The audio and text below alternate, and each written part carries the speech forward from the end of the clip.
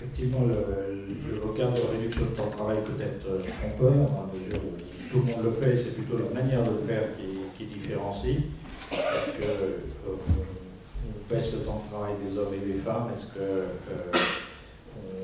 qu'on se focalise sur les temps partiels, on privilégie les temps partiels ou pas? Donc oui, c'est évidemment au cœur du sujet. Et Jacques Coulet, du MNCP, donc vous avez vécu et vous accompagnez aussi tous les chômeurs et tous les précaires à travers justement le développement de tous ces petits boulots. Alors, comment voyez-vous ces questions? Est-ce que finalement il vaut quand même mieux pas être au boulot, même dans un petit boulot un peu précaire, plutôt qu'au chômage? Donc bonjour à tous, je suis Bernard Aznar, le délégué fédéral du MNCP, donc du coup Mouvement National des Chômeurs et Précaires. Comme expliqué donc, par Guillaume, effectivement, nous, notre travail s'organise autour de deux axes très forts: l'accueil inconditionnel du public, des chômeurs et des précaires, et la défense des droits.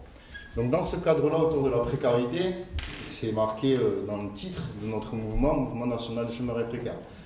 Nous, ce qu'on prône, c'est le partage du temps de travail, la répartition du temps de travail. Parce que tout l'enjeu est là. Le nouveau paradigme est autour de cette notion-là. D'accord ? Il ne s'agit pas de développer et continuer à développer des petits boulots qui vont engendrer quoi ? De la précarité derrière. Aujourd'hui, il est illusoire de croire que la solution plein emploi, comme a été dit là, va passer par le développement des petits contrats. Pourquoi? Parce que ces contrats-là ne protègent pas le salarié, ne lui permettent pas de vivre et de s'insérer dans une vie sociétale et sociale.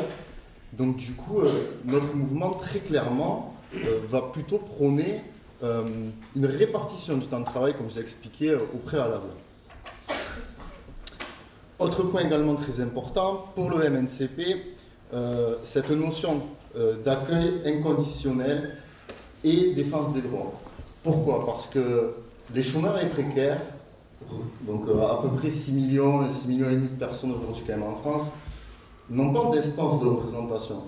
Il y a un service public pour l'emploi, mais ce service public-là n'a pas vocation à défendre leurs droits.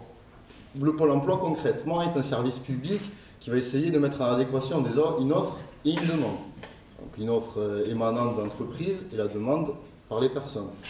Or, l'accompagnement vers l'emploi, c'est quelque chose de global, de systémique. Ce n'est pas seulement trouver un travail de quelques heures. C'est extrêmement important pour le mouvement aujourd'hui de défendre également cette notion d'accompagnement global. Encore une fois, la solution se trouvera vers de la répartition et un accompagnement entre guillemets individuel des personnes, des chômeurs et des précaires. Voilà. Je vous remercie. Non, c'est parfait. Voilà.